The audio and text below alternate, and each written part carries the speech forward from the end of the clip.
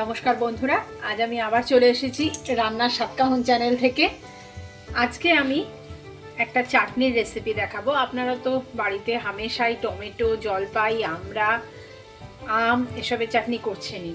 আজকে আমি আপনাদের খুব চেনা পরিচিত একটা চাটনি, সেটা হচ্ছে পেঁপের চাটনি, পেঁপের প্লাস্টিক চাটনি করে দেখাবো। প্রথমে আমি একটা কড়াইকে গরম করে নিয়েছি। গরম করে নিয়ে তার ভেতরে 1 গ্লাস জল দিয়ে দিলাম। জলটাকে একটু গরম হতে দেব। আমার জলটা একটু হালকা গরম হয়ে গেছে। এই অবস্থায় আমি পেঁপেগুলোকে ছেড়ে দেব। বন্ধুরা, একটু বেশি কাঁচা পেঁপে হলে খুব ভালো হয়। আমার পেঁপেটা দেখলাম কাটতে গিয়ে যে একটু রং ধরে গেছে, কিন্তু তাতে কোনো অসুবিধা হবে না, কারণ ফলেরও তো চাটনি করা যায়।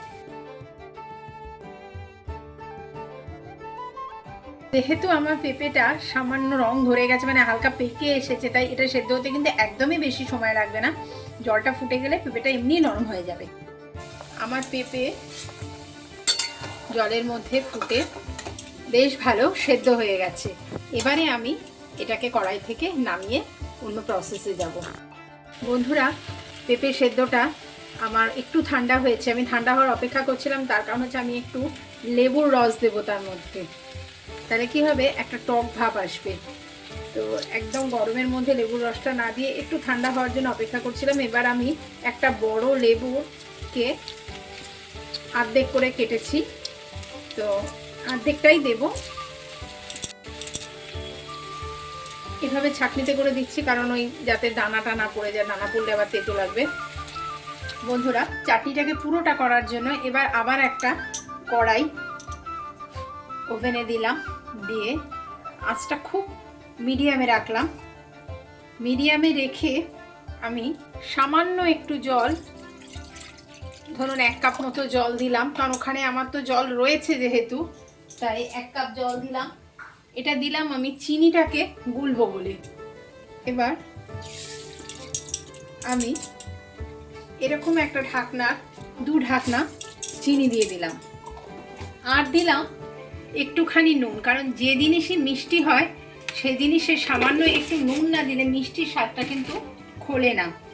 এবার আমি সবটা মিলিয়ে এবার আস্তে একটু জোরে করলাম, করে চিনিটাকে গলবার সময় দিলাম।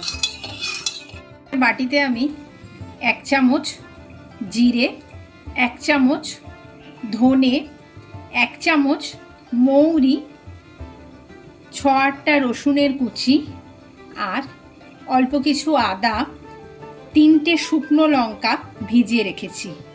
একটু ভিজুক, এরপরে আমি এটাকে যদি পেস্ট করি খুব সুন্দর কিন্তু পেস্টটা আমার হবে। আমার চিনিটা একদম গলে গেছে। এবার আমি কি করব, ওই লেবুর রস সমেত পেঁপেটাকে ওই চিনির জলের ভেতরে আমি দিয়ে দিলাম। এবার চিনি সমেত মানে রসটার ভেতরে পেঁপেটা ডুবিয়ে বেশ ফুটতে দেব। আর এই ফোটার সময়ের মধ্যেই আমি একটা জিনিস দিয়ে দেবো একটু। আপনারা এর সাথে আরও দুটো একটা জিনিস দিতে পারেন, আমার কাছে এই মুহূর্তে নেই বলে আমি আর দিলাম না। আমি একটুখানি খেজুর ছড়িয়ে দিলাম। এর সাথে আমার অন্য ভিডিওতে রয়েছে আম দিয়ে, কাঁচা আম দিয়ে এটা করতে পারবেন, অথবা আম সত্ত্বেও কিন্তু দিতে পারবেন। এবার এই খেজুর, পেঁপে, এই মিশ্রণটা জলটা একটু টানার জন্য দেব।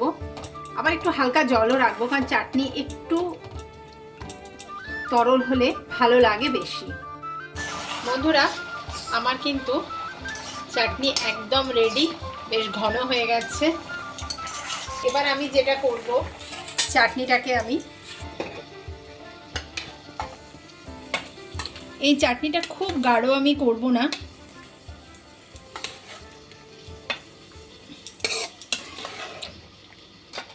আপনি চাইলে প্রয়োজন মতো এর ভেতরে আপনি একটু আমসত্ত্ব বা কাঁচা আমের সিজনে পেঁপেটা যখন সেদ্ধ করছেন সেই সময় একটু কাঁচা আমও ফেলে দিতে পারেন, দেখবেন খুব ভালো লাগে চাটনি। ছড়িয়ে দেব। এরকম হাফ কাজু বাদামকে আমি আরেকটু ছোট করে নিলাম। আপনারা চাইলে ড্রাই ফ্রুট যদি দিতে চান দিতে পারেন, ভালোই লাগবে।